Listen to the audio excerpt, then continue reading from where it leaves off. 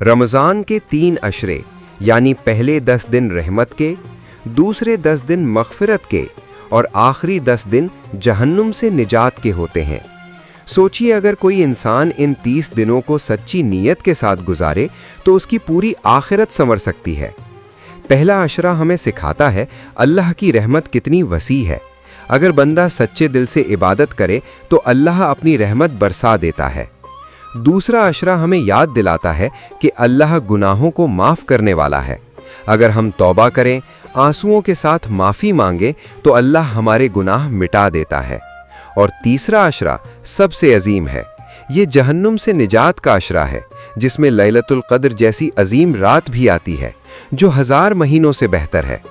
इसलिए रमज़ान के ये 3 अशरे सिर्फ रोज़े रखने का नाम नहीं, बल्कि अपनी ज़िंदगी बदलने का मौका है। अगर हम इन दिनों में इबादत, तौबा और नेक अमल करें तो अल्लाह हमारी दुनिया भी संवार देता है और आखिरत भी।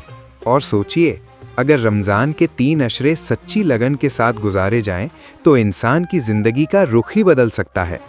पहले अशरे में बंदा अल्लाह की रहमत तलाश करता है, ज़्यादा से ज़्यादा इबादत करता है और अल्लाह से अपनी ज़िंदगी में बरकत की दुआ मांगता है। दूसरे अशरे में बंदा अपने गुनाहों को याद करता है, दिल से तौबा करता है और अल्लाह से मग़फ़िरत की उम्मीद रखता है, क्योंकि अल्लाह सबसे ज़्यादा माफ़ करने वाला है।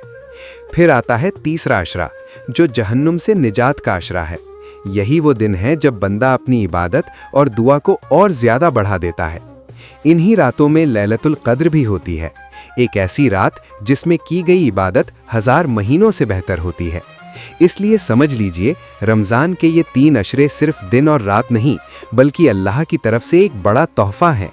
जो इंसान इन दिनों की कद्र करता है, इबादत करता है, दुआ करता है और अपनी ज़िंदगी सुधारने की कोशिश करता है, अल्लाह उसकी दुनिया भी संवार देता है और उसकी आखिरत भी रोशन कर देता है।